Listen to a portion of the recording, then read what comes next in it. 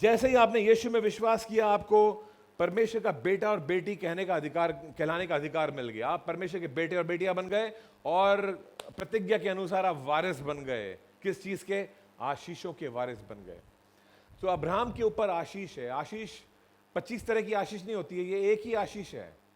ये आशीष है अब्राहम के ऊपर, यानी अब्राहम अब जो भी करेगा वो सफलता ही पाएगा। आशीष का मतलब ही है सफलता।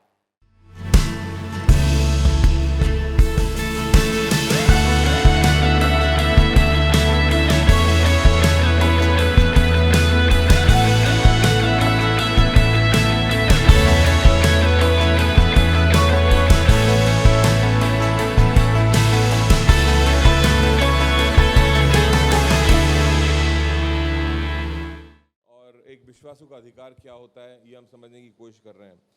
हमने पिछली बार जाना कि अधिकार जो है, अधिकार का मतलब है कानून को लागू करना और जो हमारे हक का है उसको हासिल करना। Okay, so let me just put it like this. अगर आपको पता चलता है, लेट अस से कि फॉर एग्जांपल, उदाहरण के तौर पे, आप एक दिन आप जागते हो और आपको मालूम पड़ता है कि आपके जो बाप है वो एक्चुअली बहुत बड़ा व्यक्ति है और लेट अस से he is the chief minister है वो। एंड जस्ट बिकॉज आपको पता चल गया है कि आपका पिता जो है वो चीफ मिनिस्टर है, इसका प्रभाव क्या पड़ेगा आपके जीवन पर। And this is something to think about. अगर आपको एहसास होता है कि मेरा जो बाप है वो एक्चुअली वो नहीं है जो मैं सोचता हूँ वो है, लेकिन वो बहुत ही बड़ा व्यक्ति है और बहुत ही शक्तिशाली है और बहुत पावर है उसके पास में, व्हाट डू यू थिंक? आपको क्या लगता है इसका असर क्या होगा आपके जीवन पर? Just think about it for a minute. Can you imagine? अब आप जब घर से बाहर निकलोगे, आपके चारों तरफ पुलिस की सिक्योरिटी होगी। Can you think of that? क्या सोच सकते हो आप ऐसा? आई मीन, हम जो चलते फिरते हैं, बाहर निकलते हैं अपने घर से और ऐसे ही कहीं चले जाते हैं। अब हम ऐसे ही कहीं जा नहीं सकते हैं। हम जब बाहर निकलते हैं तो 2-4 पुलिस वाले हमारे साथ में हो जाते हैं और हमें गार्ड करते हुए, हम जा रहे हैं आगे से रास्ता साफ कर रहे हैं, हटो हटो हटो हटो, और लोगों को दूर रख रहे हैं हमसे। आई मीन, पुलिस की सिक्योरिटी में आप चलना शुरू करोगे, नॉट बिकॉज आपने कुछ कमाया है, बट बिकॉज आप किसी के बेटे हो जो बहुत ही शक्तिशाली है। बेटे, जब मैं बेटे बोलता हूँ, मैं बेटे और बेटियां दोनों बोल रहा हूँ, तो बुरा मत मानिएगा। यू विल हैव फेवर, आप हमेशा फेवर पाओगे जहाँ पर भी आप जाओगे। आप घर से बाहर निकलोगे, लोग आपको सलाम करना शुरू करेंगे। वो लोग जो कल तक आपसे बात भी नहीं करते थे, आज आपके दोस्त बनना चाहेंगे। सब लोग आपको हेलो बोलेंगे। जो घर से चुपचाप से निकलते थे, अपने काम पे चले जाते थे, अब जब निकलोगे तो सब कैसे हो भाई, कैसे हो भाई, हेलो हेलो हेलो, और सब आएंगे मिलने आपसे, हाथ मिलाने आपसे। Can you imagine that? सब कुछ बदल जाएगा आपके जीवन में। एवरीथिंग विल चेंज, सिर्फ इसलिए क्योंकि आपका बाप जो है वो बहुत ही बड़ा व्यक्ति है और शक्तिशाली है, पावरफुल है। सिर्फ इस वजह से आपका पूरा जीवन बदल जाएगा। आपके बच्चों को आसानी से एडमिशन मिल जाएगा स्कूल्स में। आपको जाके लाइन में खड़ा नहीं रहना पड़ेगा, आपको जाके रिक्वेस्ट नहीं करना पड़ेगा, आपके बच्चों को ऐसे ही एडमिशन मिल जाएगा। आप जब जाओगे स्कूल में बच्चे को लेकर के, तो प्रिंसिपल बाहर आएगा आपको मिलने के लिए, आइए बैठिए, बिठाएगा, चाय वाय पिलाएगा, एडमिशन का फॉर्म भरवाएगा किसी से, और आपको आपके बच्चों को एडमिशन मिल जाएगा। इतना आसान हो जाएगा। गैस कनेक्शन के लिए आपको टेंशन नहीं लेना पड़ेगा कि गैस कहाँ से आएगा। आधार कार्ड कैसे बनेगा आपको सोचना नहीं पड़ेगा उसके बारे में। लाइसेंस कैसे निकालूं सोचना नहीं पड़ेगा। ऐसे हो जाएगा। आप जब आरटीओ में घुसोगे, बैठोगे वहाँ पे, तो आपको चाय वाय पिलाएंगे, पहले आपको बोलेंगे नहीं टेस्ट की जरूरत नहीं, आप ऐसे ले लीजिए लाइसेंस, हम आपको दे देंगे। कैन यू इमेजिन कितना फर्क पड़ता है? जस्ट बिकॉज आपका बाप बहुत शक्तिशाली है और बहुत बड़ा व्यक्ति है। नॉट बिकॉज आप कुछ हो, लेकिन क्योंकि आपका बाप कुछ है। Amen. So this is something to think about. एक अधिकार हमें मिलता है सिर्फ इस वजह से कि हमारा बाप कौन है। हम कौन है उससे कुछ फर्क नहीं पड़ता है, लेकिन मेरा बाप कौन है उससे फर्क पड़ता है। And this is important to understand. Okay, you will not have to bother. अब मैं जीऊंगा कैसे, मैं क्या करूंगा, आगे चल के मेरा जीवन क्या होगा, आपको ये सोचने की जरूरत नहीं पड़ेगी, क्योंकि आपका एक बाप है, बहुत ही शक्तिशाली है, उसने सब कुछ कर दिया है। सारा उसने सब कुछ बना दिया आपके लिए, आपकी पीढ़ियों के लिए सारा इंतजाम कर दिया उसने। अब आपको सोचने की जरूरत नहीं है कि मेरे बच्चों का एडमिशन कैसे होगा, मेरे बच्चे बड़े होकर क्या करेंगे, मेरे बच्चों का बिजनेस होगा कि नहीं होगा, आगे चल के कितना पैसा होगा उनके पास। सोचने की जरूरत नहीं है कि इतना है कि आपकी पीढ़ियां खा सकती हैं उसमें से। ये आपकी वजह से नहीं है, आपने उसको कमाया नहीं है, लेकिन क्योंकि आपका बाप एक जबरदस्त बाप है। Think about it for a moment. क्या आपने ये कमाया? बिल्कुल नहीं कमाया, लेकिन क्योंकि आप परिवार हो उसका, इसलिए अधिकार मिलता है। सो एक अधिकार मिलता है एक व्यक्ति को सिर्फ परिवार की वजह से। मैं कौन से परिवार का हूं, ये मुझे अधिकार या तो देता है या तो नहीं देता है। और जितना भी मेरे को अधिकार मिलता है मेरे परिवार की वजह से मिलता है। Do you understand this? Let's watch this thing. John 1:12, यूहन्ना का 1 और 12 पढ़ते हैं। ये यीशु मसीह की बात कर रहे हैं कि जितनों ने यीशु को ग्रहण किया, यीशु ने उन्हें परमेश्वर की संतान होने का अधिकार दिया, अर्थात उन्हें जो उसके नाम पर विश्वास रखते थे। क्योंकि आपने यीशु मसीह के नाम पर विश्वास किया, क्योंकि आपने मन में विश्वास किया कि यीशु जिंदा है, परमेश्वर ने उसको मुर्दों में से जिंदा किया, और क्योंकि आपने मुंह से ऐलान किया कि यीशु मेरा प्रभु है, इसलिए आपको परमेश्वर की संतान कहलाने का अधिकार मिला है।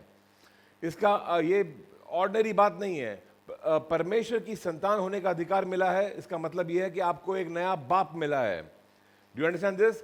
अब परमेश्वर पिता जो है वो तुम्हारा बाप बन गया है, और अब तुमको एहसास हुआ है कि मेरा जो शारीरिक पिता यहाँ पर था वो जैसा भी था, बड़ा था, छोटा था, जो भी था, अच्छा था, बुरा था, लेकिन मेरा एक पिता अब है, और उसका मुझे एहसास हुआ है। और वो पिता मेरा आसमानी पिता है, परमेश्वर पिता है, जिसने दुनिया को बनाया है, जो सर्वशक्तिमान है, जो यहोवा जायरा है, यहोवा राफा है। ये सारी बातें धीरे धीरे मालूम पड़ती हैं उसके बारे में, लेकिन एक रिश्ता मेरा जुड़ा है और मैं एक परिवार का बन गया हूं, क्योंकि मैंने यीशु में विश्वास किया। इसलिए, और क्योंकि मैंने यीशु में विश्वास किया है, मैं एक परिवार में जुड़ गया हूं। अब जो अधिकार उस परिवार के साथ में है, जो सामर्थ्य उस परिवार के पास में है, वो सारा सामर्थ्य मेरे ऊपर ट्रांसफर हो जाता है, वो मुझे मिल जाता है।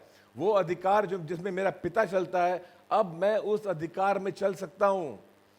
अब मुझे कुछ फेवर मिलने वाला है, अब कुछ लोग मुझको सलाम करने वाले हैं, अब मुझे एडमिशन की चिंता नहीं होने वाली है, अब मैं क्या खाऊंगा, किराया कैसे भरूंगा, ये टेंशन में मैं जीऊंगा नहीं, क्योंकि मैं एक परिवार में जुड़ चुका हूं, जिस परिवार में किसी भी चीज की कमी नहीं है। Do you understand this? एक बाप के बदलने से तकदीर बदल जाती है। Do you understand this? So now just think of it. जब बाइबल हमसे कह रही है कि तुमने क्योंकि यीशु में विश्वास किया है, इसलिए तुम्हें एक नया बाप मिला है, और तुम उसके बेटे और बेटियां बन चुके हो।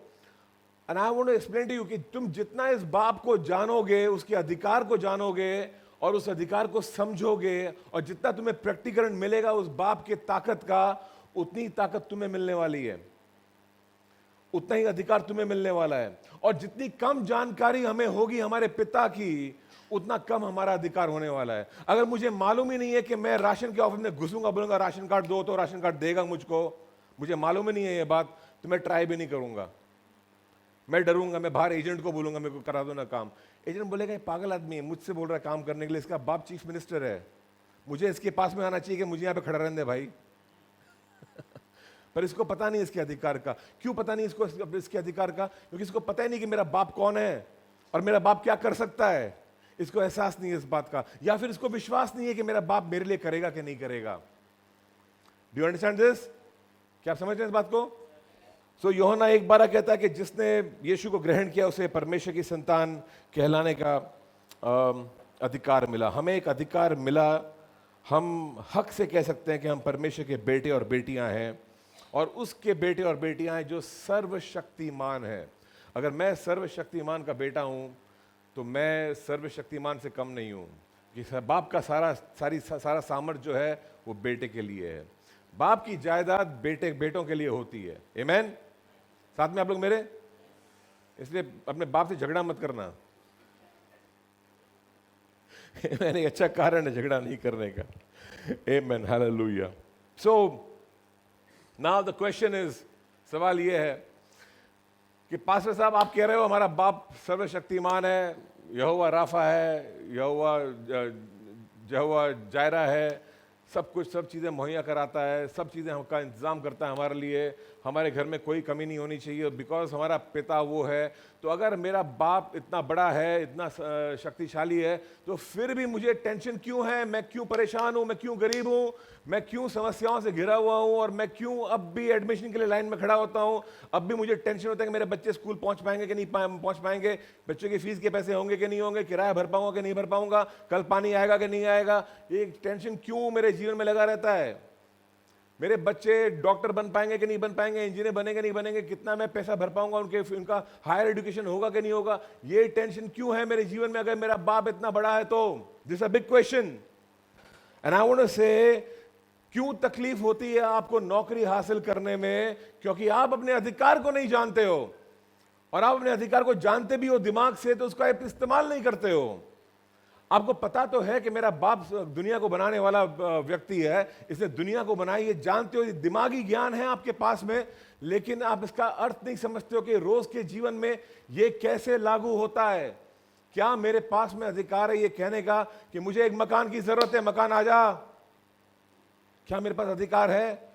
लगता है ये बेवकूफी है। मैं आपको बताना चाहता हूं, बाइबल की सारी बातें जो हैं नेचुरल आदमी के लिए, जो दुनियावी इंसान है, जो शारीरिक इंसान है, उसके लिए बेवकूफी है। अगर आपको बाइबल की बातें बेवकूफी लग रही है, आप अपने उद्धार को जरा चेक कीजिए। क्या मैं वाकई में आत्मिक इंसान हूं कि नहीं हूं? क्या मैंने प्रभु को ग्रहण किया है कि नहीं किया? चेक करो अपने आप को, क्योंकि अगर आपने यीशु को ग्रहण किया तो आप आत्मिक इंसान हो, और आत्मिक इंसान को बाइबल की बातें बेवकूफी नहीं लगनी चाहिए। आपको पढ़ के कहना चाहिए, ओ माय गुडनेस, ये अधिकार मेरे पास में है। मैं कुछ चीजों को ऐसे बुला सकता हूं जैसे कि वो हैं। मेरे पास जेब में पैसे नहीं होंगे, लेकिन फिर भी मैं जान सकता हूं कि मैं एक अमीर आदमी हूं और मुझे कोई चीज की कमी नहीं है। जो मेरे को चाहिए वो आ जाएगा मेरे पास में। Do you understand what I am trying to say? क्या आप समझ में जो बोल रहा हूं? नाउ गेट दिस, क्योंकि तुम अपने अधिकार का इस्तेमाल नहीं कर रहे हो। परमेश्वर कहता है दर्शन नहीं है इसलिए लोगों का नाश होता है। ओके, और दर्शन होना बहुत जरूरी है कि मेरे पास एक दर्शन है कि मैं क्या करूंगा, मैं क्या बनूंगा, विजन होना जरूरी है। लेकिन वो दर्शन को हासिल करने के लिए, उसको पूरा करने के लिए एक अधिकार में चलने की जरूरत है, अपने अधिकार को जानने की जरूरत है।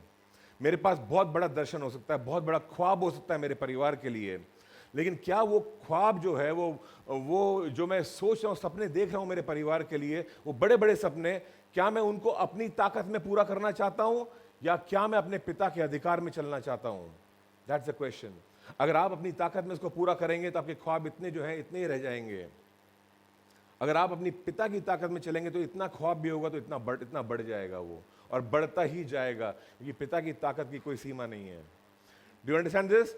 हमें हमारे पिता के अधिकार को समझना है, हमें अपने अधिकार की ओर नहीं देखना है। आज मैं घर से बाहर निकलता हूं, कोई मुझको सलाम नहीं करता है। यस, मुझे सलाम नहीं करता है, लेकिन बाजू में जो आदमी उसको सलाम करता है, वो बहुत ताकतवर है, उसके पास पैसे हैं इसलिए सलाम करता है उसको। हम पैसों के पीछे नहीं भाग रहे हैं सलाम करने के लिए, हम अपने अधिकार में चलना शुरू करेंगे और लोग हमें सलाम करेंगे हमारे अधिकार की वजह से। Do you understand this? So let's go to Matthew 10:1, मत्ती का 10वां अध्याय पहला वचन। Watch this carefully now. फिर उसने अपने 12 चेलों को पास बुलाकर उन्हें अशुद्ध आत्माओं पर अधिकार दिया कि उन्हें निकालें और सब प्रकार की बीमारियों और सब प्रकार की दुर्बलताओं को दूर करें। क्या किया यीशु मसीह ने? अपने चेलों को बुलाया। यीशु ने अपने चेलों को बुलाया और उनको अशुद्ध आत्माओं पर अधिकार दिया। अशुद्ध आत्माओं पर अधिकार, व्हाट डज इट मीन? अशुद्ध आत्माएं यानी कि दुष्ट आत्माएं, शैतानी शक्तियां, इनके ऊपर चेलों को अधिकार दिया यीशु ने। यानी कि अधिकार यीशु के पास में है और वो जिसे चाहे उसे दे सकता है, और उसने अपने चेलों को दिया। ना आप बेटे, अगर आपको डाउट भी है कि आप बेटे हो, आपको इतना तो कॉन्फिडेंस होना चाहिए कि मैं यीशु का चेला हूं। और अगर हम उसके चेले, हमें मालूम होना चाहिए कि चेलों को गुरु अधिकार देता है। जो हमारा गुरु है उससे हमें अधिकार मिलता है। सो यीशु मसीह ने क्या किया? अपने चेलों को उसने अधिकार दिया। किसके ऊपर? दुष्ट आत्माओं के ऊपर। आपके पास दुष्ट आत्माओं के ऊपर अधिकार है। यानी कि अगर आप कोई तंत्र मंत्र करने वाले इंसान के बाजू में जाके खड़े हो जाएंगे ना, उसको टेंशन हो जाएगा, उसको समस्या होने वाली है, क्योंकि आपको अधिकार है उन दुष्ट आत्माओं पर जिसको वो तांत्रिक खुश करने की कोशिश कर रहा है। वो कुछ बलि चढ़ा रहा है, वो कुछ मंत्र तंत्र पढ़ रहा है वहां पे, ताकि वो दुष्ट आत्माओं को, शक्तियों को खुश कर सके। उन शक्तियों के ऊपर आपको अधिकार है। क्या आप समझ रहे हो इसका मतलब? जो भी है, आप उसके बारे में सोच भी क्यों रहे हो? क्योंकि वो जिसकी आराधना कर रहा है उससे ऊंचे आप हो। बाइबल कहती है ये बात। Do you understand this? जब लोग कहते हैं ओ बाप रे बाप, ये मेरा मामा ये बाबा के पास गया था, मैंने तो पागल हो गया, क्यों टेंशन ले रहे थे? मामा बाबा के पास में गया है, वो बाबा जो बाबा के ऊपर अधिकार रखता है उसके ऊपर तुम अधिकार रखते हो। सो वो बाबा तो तुम्हारी गिनती में ही नहीं आता है, तो उससे तुम्हारा कोई युद्ध ही नहीं है।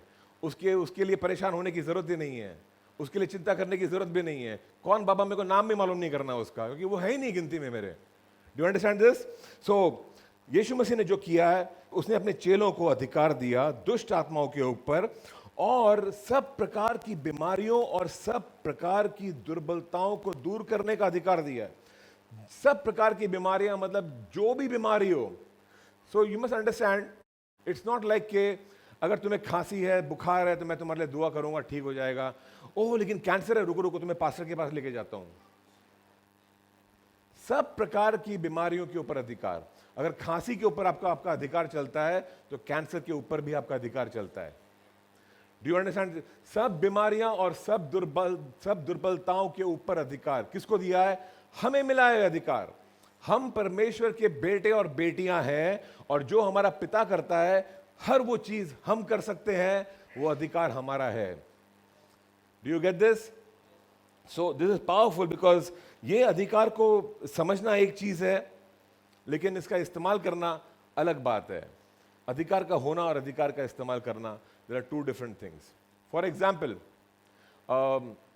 एक व्यक्ति, उसको एहसास होता है कि मेरा बाप बहुत अमीर है, और बाप आता है, उसको बोलता है आजा बेटे तू मेरे घर में आ, यहाँ पे मत रहे, मेरे घर में आके रहे।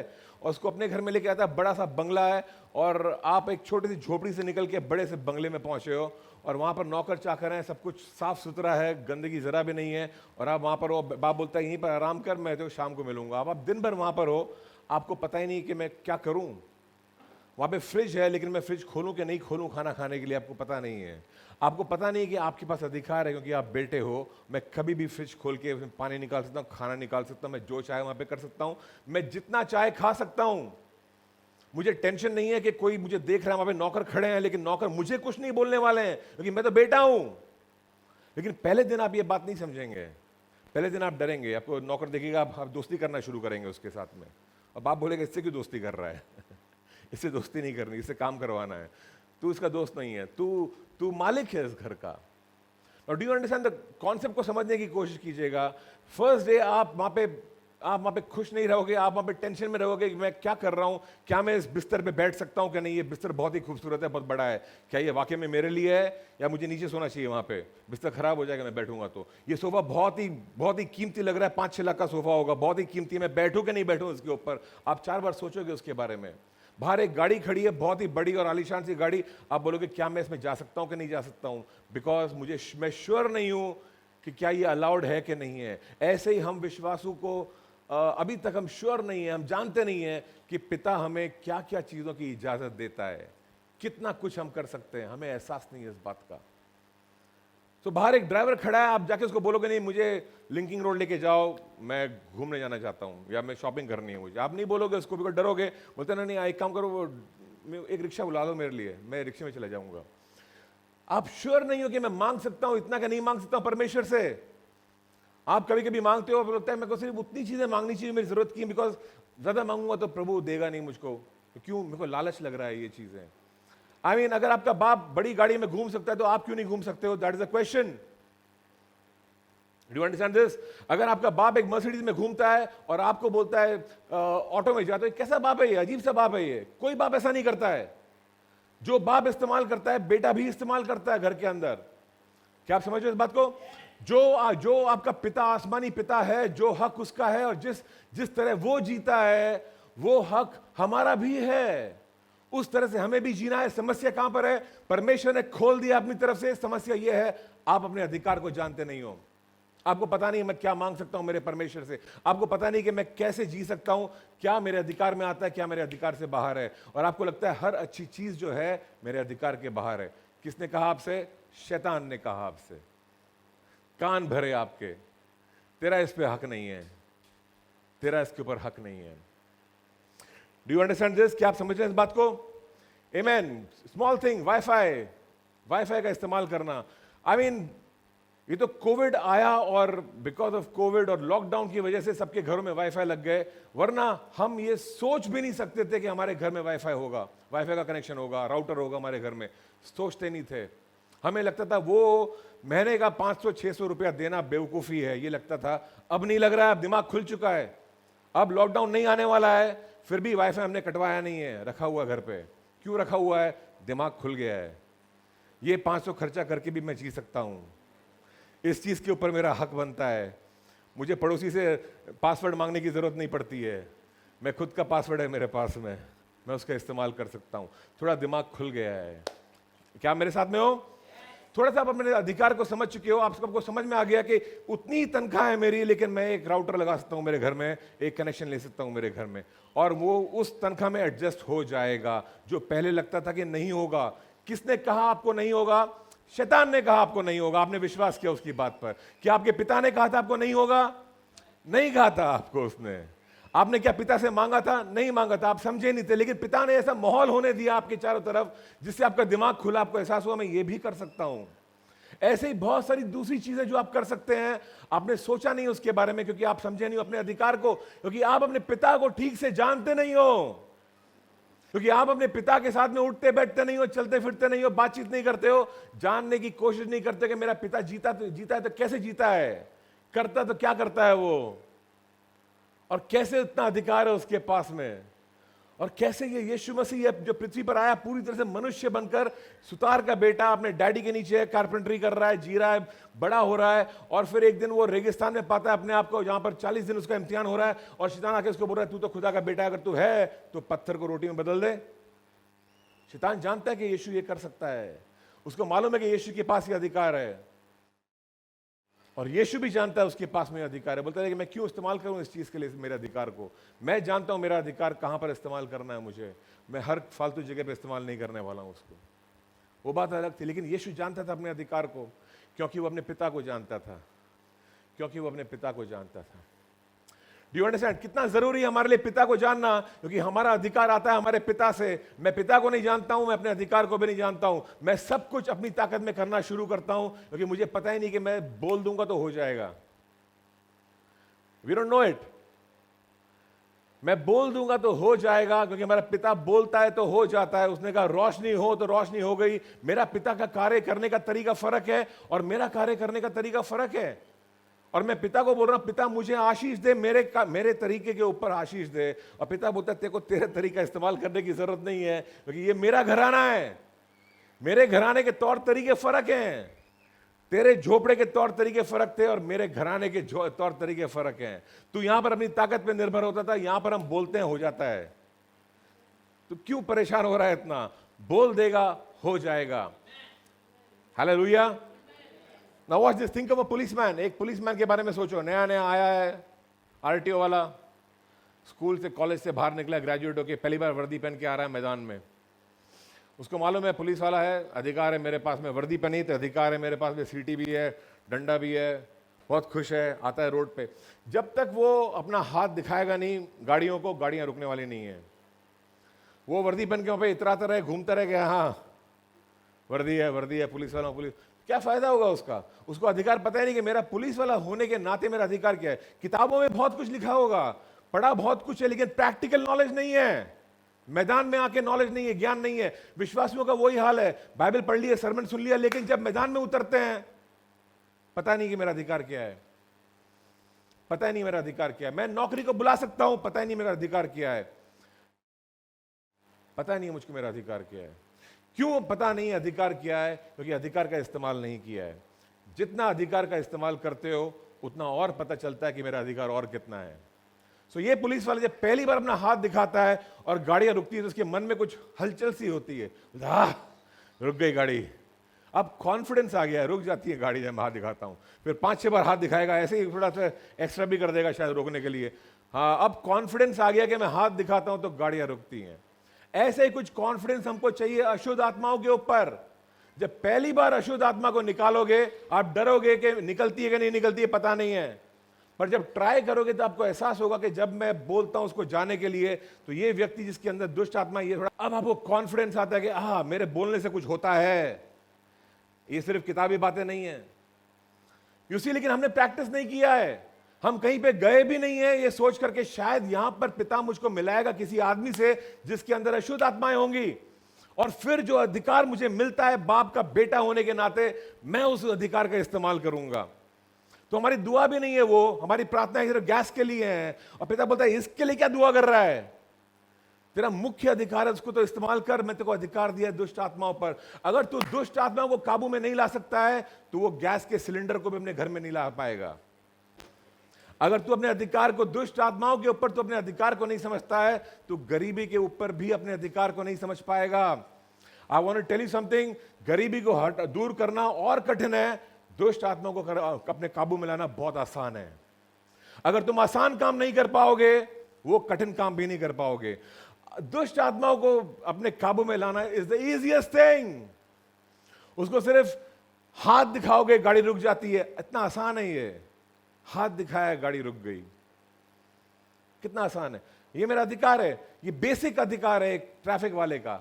अगर ये अपने बेसिक अधिकार नहीं समझता कि मैं ऐसे हाथ दिखाया रुक जाएगी, तो ये इससे बढ़कर जो अधिकार है वो भी समझ नहीं पाएगा। मान लो एक मंत्री की गाड़ी आई है, उसको हाथ दिखा रहा, रुक नहीं रहा है, मंत्री की गाड़ी है। अब चैलेंज आता है मेरे लाइफ में, अगर मैंने वो छोटी गाड़ी को नहीं रोका हाथ दिखा के, तो मैं मंत्री की गाड़ी को तो कभी नहीं रोकूंगा। पर अगर मैंने छोटे मोटे चीजें कर चुका हूं, मैं बेसिक कर चुका हूं, मैं अपने अधिकार को समझ चुका हूं, फिर मैं जाऊंगा कॉन्फिडेंट, बोले मंत्री की गाड़ी सॉरी यहां पार्किंग अलाउड नहीं है, पीछे जाके पार्क करो। हक से बोलूंगा, क्योंकि मैं 25 लोग को और बोल चुका हूं ये बात, और उन्होंने गाड़ी हटाई है अपनी। मैं जानता हूं ये भी हटाएगा।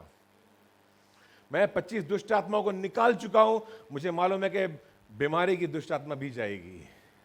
मैंने ढेर सारी दुष्ट आत्माओं को निकाल चुका हूं, मुझे मालूम है गरीबी भी जाने वाली है, इसी तरीके से जैसे वो दुष्ट आत्माएं गई हैं। आप समझो इस बात को, दुष्ट आत्माओं को निकालना सबसे आसान काम है हमारे लिए। अगर हम वो नहीं कर रहे हैं, हम अपने अधिकार में, हमने प्राइमरी क्लास पूरी नहीं की, हमने अभी तक हम प्राइमरी में अटके हुए हैं। दुष्ट आत्माओं को निकालो। ना क्यों जरूरी है दुष्ट आत्मा को निकालना? दुष्ट आत्मा को हम सब जानते हैं, कोई भी दुष्ट आत्मा को शारीरिक तरीके से, तौर तरीकों से निकाल नहीं सकता है। कोई भी व्यक्ति दुष्ट आत्माओं को शारीरिक तरीके से निकाल नहीं सकता है। आप किसी व्यक्ति को मिलोगे, दुष्ट आत्मा उसके अंदर है, आप आज्ञा दोगे, जो हमारा पिता करता है वही करोगे, जो यीशु ने किया वही करेंगे। हम बोलेंगे यीशु के नाम से निकल इसमें से, और जब हम ये बोलेंगे हालेलुया के साथ साथ, जब हम ये बोलेंगे तो वो निकल जाएगा। आमेन। एंड में आमेन भी बोलना हालेलुया के बाद। जब हम ये कार्य जब हम करते हैं, हमें समझ में आता है कि मेरे बोलने में कुछ अधिकार है। मैं बोलता हूं तो हो जाता है, मैं बोलता हूं तो हो जाता है। और ये कितना जरूरी है समझना कि मैं बोलता हूं तो हो जाता है, क्योंकि जब मैं गरीबी को निकालने जाऊंगा तब मैं बोलता नहीं हूं, तब मैं बोलता हूं और पैसे कमा लूं, और पैसे कमा लूं, और पैसे कमा लूं। आप समझे समस्या कहां पर है? ये गरीबी है जिसको मैं आत्मिक तरीके से नहीं निकाल रहा हूं, मैं शारीरिक तरीके से निकालने की कोशिश कर रहा हूं। लेकिन परमेश्वर बोल रहा है जैसे दुष्ट आत्माओं को निकालता है, वैसे ही गरीबी को भी निकाल। पहले यहां पर सीख, बेसिक चीजों को सीख। दुष्ट आत्माओं को निकालना, बीमारियों को निकालना, ये तेरा ट्रेनिंग ग्राउंड है। इस ट्रेनिंग से पहले पार हो जा। जब तू दुष्ट आत्माओं को निकालना शुरू करता है और बीमारियों को निकालना शुरू करता है, ये बेसिक है, ये बेसिक है, ये बहुत बड़ी चीज नहीं है, ऑर्डिनरी चीज है। क्योंकि परमेश्वर ने कहा सब विश्वासियों में ये चिन्ह होंगे, वो दुष्ट आत्माओं को निकालेंगे। ये कोई बहुत बड़ा काम नहीं है, कोई बहुत बड़ा पास्टर, बहुत ही जबरदस्त पास्टर है वो वही निकाल पाएगा। जी नहीं, ये ऑर्डिनरी है, सब विश्वासु कर पाएंगे ये चीज। तो जब मैं ये चीज करना शुरू करता हूं, क्या फर्क पड़ता है इससे? कुछ लोग बोलते हैं नहीं डिलीवरेंस मेरा मिनिस्ट्री नहीं है। बॉस, तुम्हारे मिनिस्ट्री की बात नहीं चल रही यहां पर, तुम्हारे अधिकार की बात चल रही है। जब तुम दुष्ट आत्मा को निकालते हो तो तुम समझते हो तुम्हारे अधिकार को, और जितना तुम उसको निकालते हो उतना तुम और अपने अधिकार में बढ़ते जाते हो। तुम्हें और एहसास होता है कि मेरे एक बोलने पर दुष्ट आत्मा निकलता है, और जितना तुम अपने अधिकार में बढ़ते हो उतना और शैतान तुम्हारे अधिकार को समझता है। पहली बार तुम जाओगे दुष्ट आत्मा निकालने के लिए, शैतान बोलेगा ये फर्स्ट टाइम हमारा, मैं जानता हूं इसको मैं चकमा दे सकता हूं। उल्टा आप सुनोगे आदमी को बात करते हुए वहां पे, बोलेगा तू कौन है जो मेरे को निकालता है, मैं नहीं जाऊंगा, जा। कई बार बोलेगा शैतान आपको ये चीज। जिन्होंने बहुत प्रैक्टिस किया है वो जानते हैं कि इसको जाना ही पड़ेगा, मैं जो बोल रहा हूं उसको करना ही पड़ेगा।